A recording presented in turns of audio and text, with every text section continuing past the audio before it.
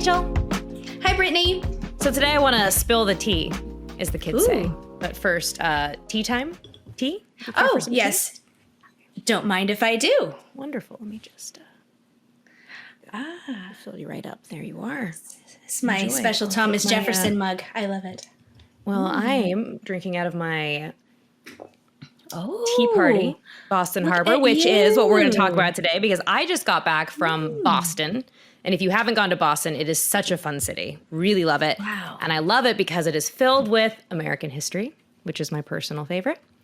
So today I thought we could talk about the Boston Tea Party. One, because I love it. And two, because I spent way too much at the gift store because I got this fun little spill in the tea since 1973. That is super little fancy, tea set, isn't it? And my little tea teacup. I love tea sets, and you know what I love even more than tea sets is a little civil disobedience. So I thought this is perfect. I want to pull up some notes because I want to make sure I get this all right. But so the Boston Tea Party, I think when we think about it, we think of like the pictures we've seen of the Sons of Liberty, these rebels dressed up like Mohawk Indians, right? Throwing the tea off. And that's one of those things that we associate with the slogan. Do you know what the slogan is? No taxation without representation.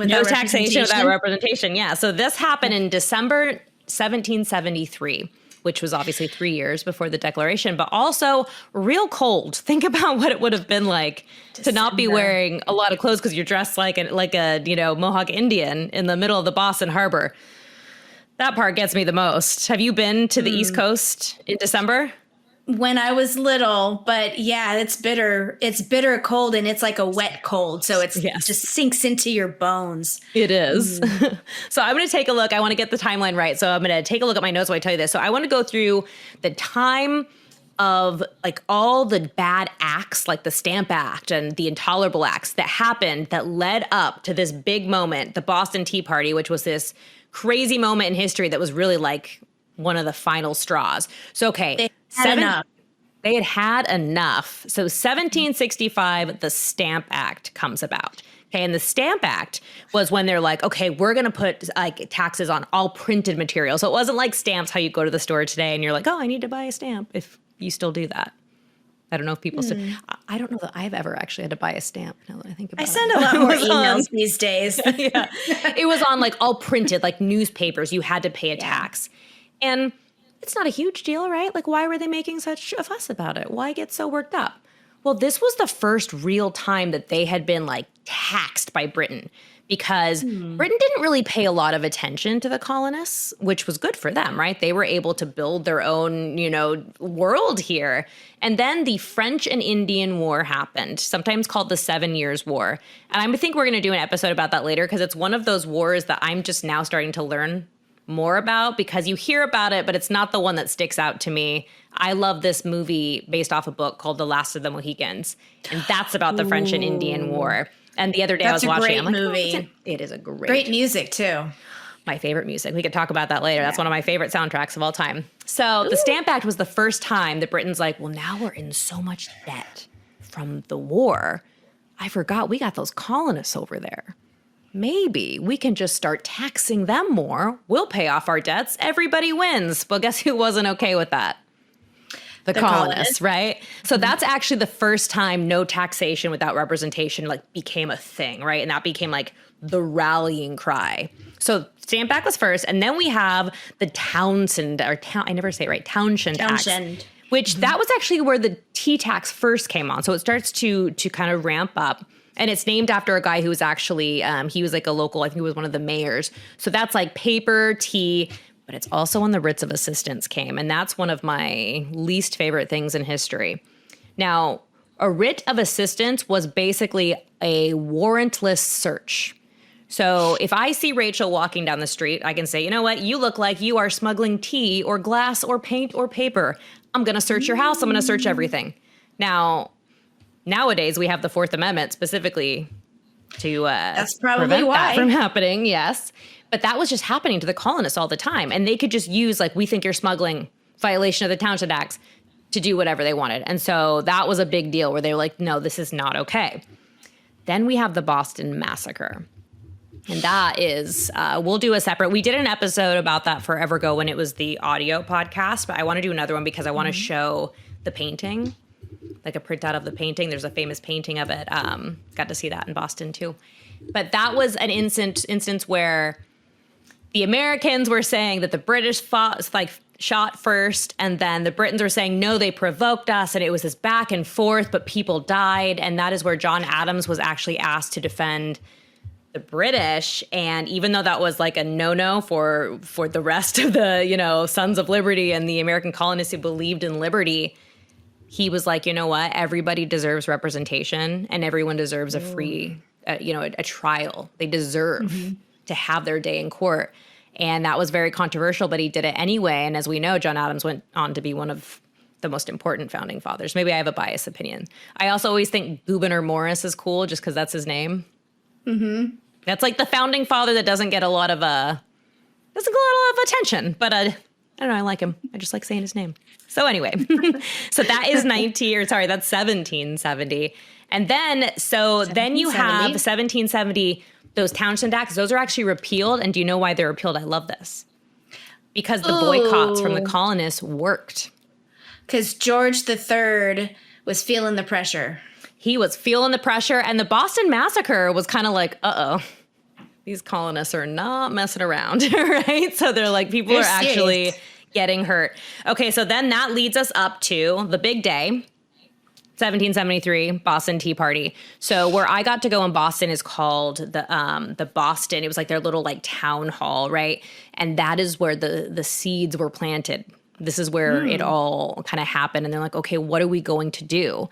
Because what the Tea Act did, what this like act was doing, is it was a protectionist policy. So let me get into what does that mean? Protectionist policy kind of sounds good, right? Like, well, it sounds like we're being protected. Ooh, this is a good book about protectionists. Look at that. You guys, we didn't plan that either. We really didn't. She just had it right there. I love when that happens. So the king, England, was like, you know what? You can no longer, you're only going to buy tea directly from the, East India. West India? East India Trading East Company. India. Thank you for a second. I'm like, oh my goodness.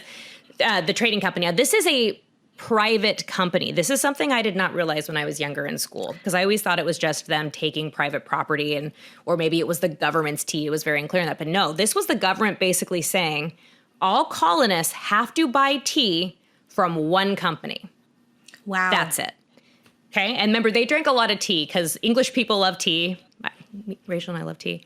But, you have to think about this, how much of American culture in those early days was actually impacted by British culture, right? Because they're still living under British rule. So they probably actually spoke with British accents. That's actually a very interesting thing. Side note, I don't know if you know this, Rachel, of like what Thomas Jefferson would have sounded like or what the founders would have sounded like. Because they would have had like hints of British accents, which is interesting.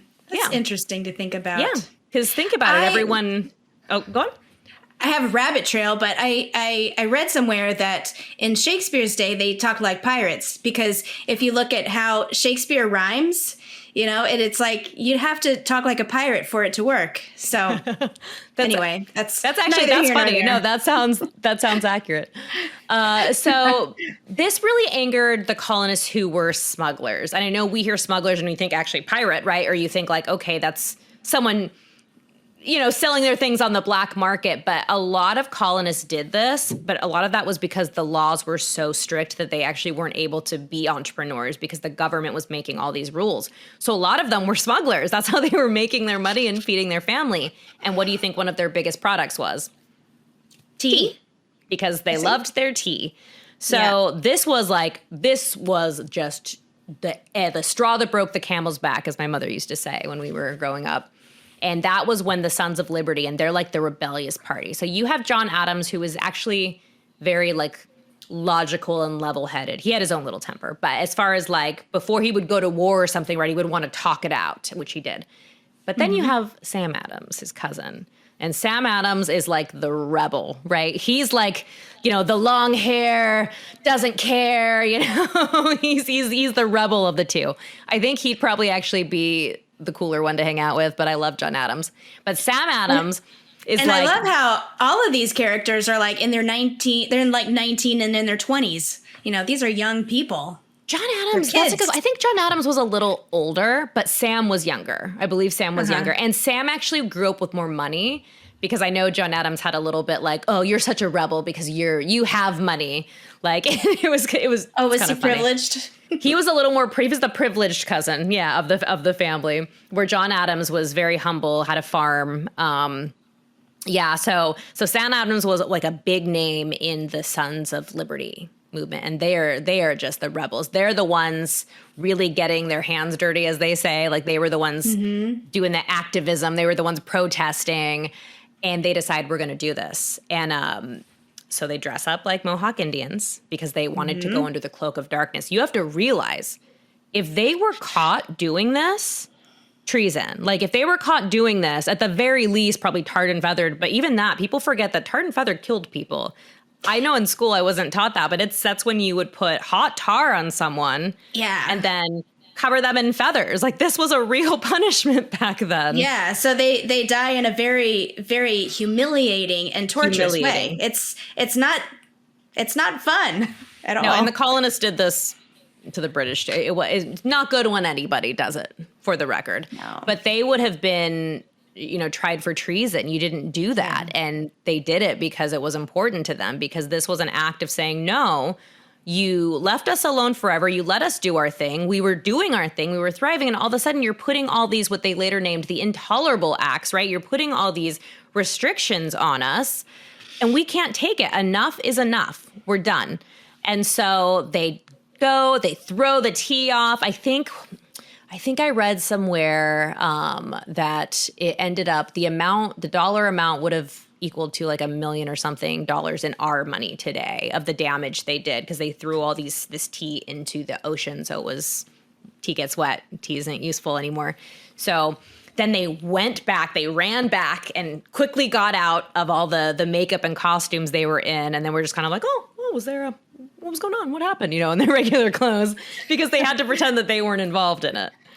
Wow. Yeah. So that was one of like the final straws leading up to the Revolutionary War, which we know happened 3 years later. Is that why they dressed up like the Mohawk Indians, so that just in case they got caught, then it wouldn't look bad on the other Sons of Liberty? Yeah, they didn't want anyone to know who it was. And think about it.